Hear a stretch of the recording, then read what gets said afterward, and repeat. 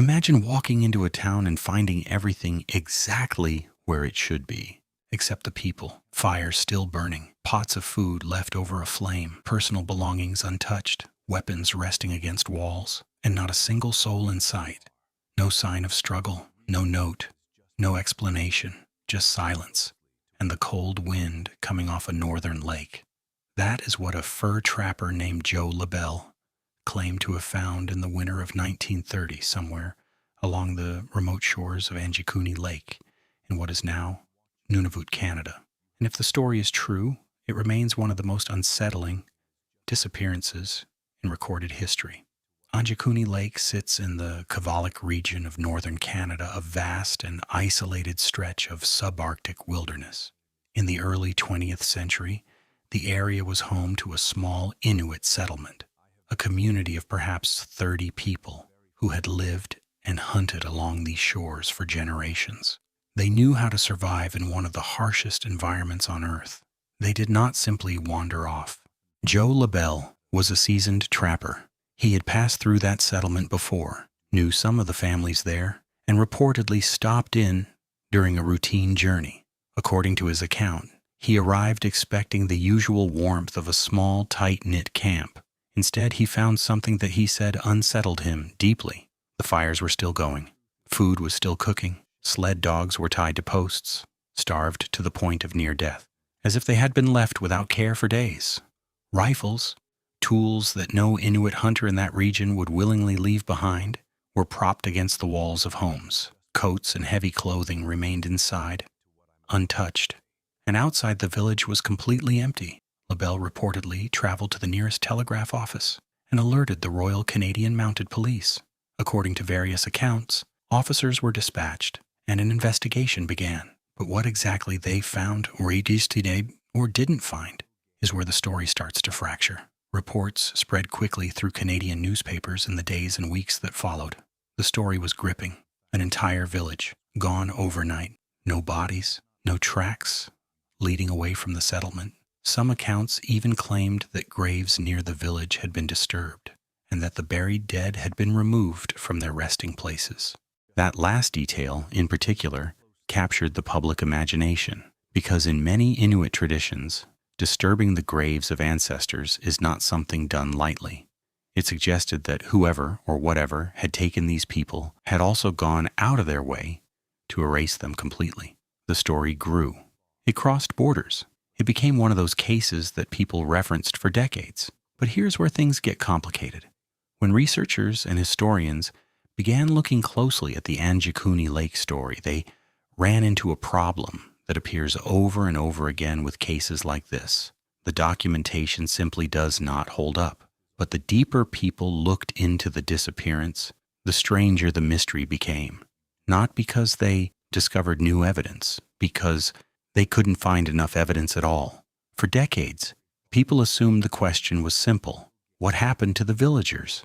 Researchers eventually realized that there might be a more unsettling question. What if the disappearance itself could not be proven?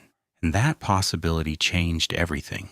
There are no verified RCMP reports from 1930 describing a mass disappearance at Anjikuni Lake. The newspaper accounts that circulated were largely traced back to a single writer, Frank Edwards, an American author known for collecting and popularizing paranormal stories.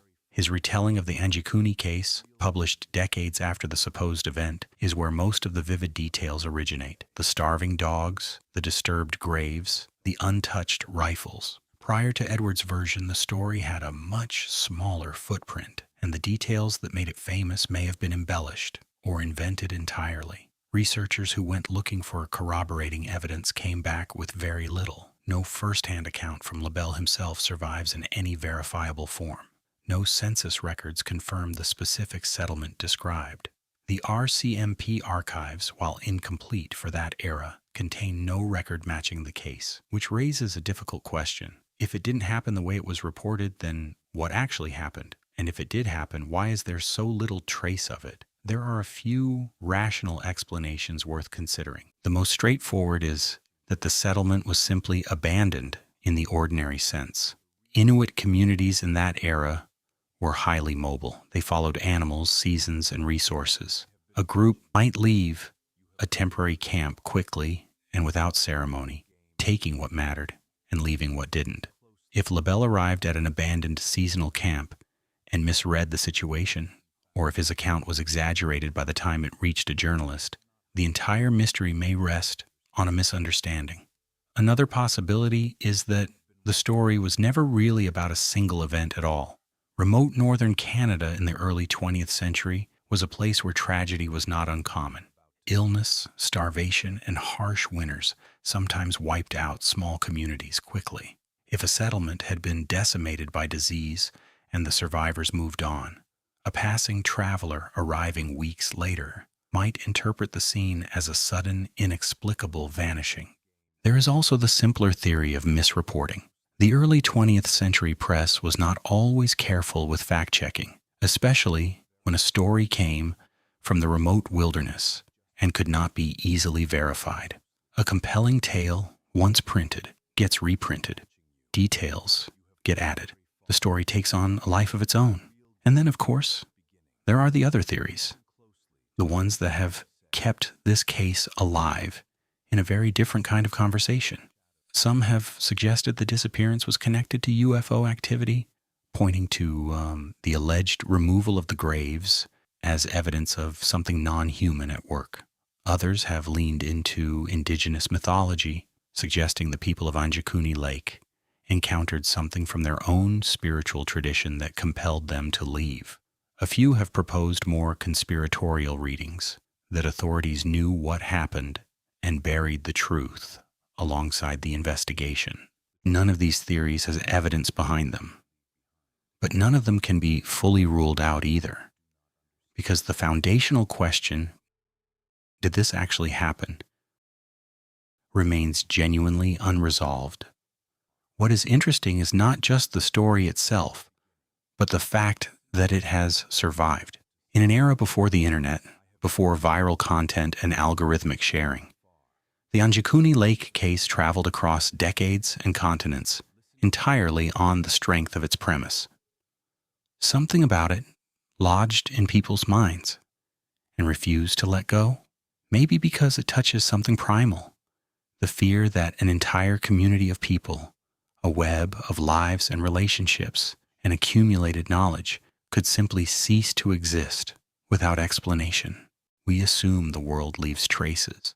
We assume that people, when they disappear, leave something behind, a clue, a pattern, a reason. Anjikuni challenges that assumption. Whether the story is true, exaggerated, or entirely fabricated, it survives because it refuses to be fully explained. The RCMP found nothing. The journalists found a story, the researchers found gaps, and the village, if it ever existed exactly as described, has never fully given up what happened inside it. So consider this. If the story is true, then 30 people vanished from the Canadian subarctic without explanation, and almost a century of investigation has produced no answers. And if the story is not true, if it was invented or inflated or passed down through too many hands to remain accurate, then something else happened instead. Something real in a real place that someone decided was worth turning into this. Either way, there is a version of events that has never been told.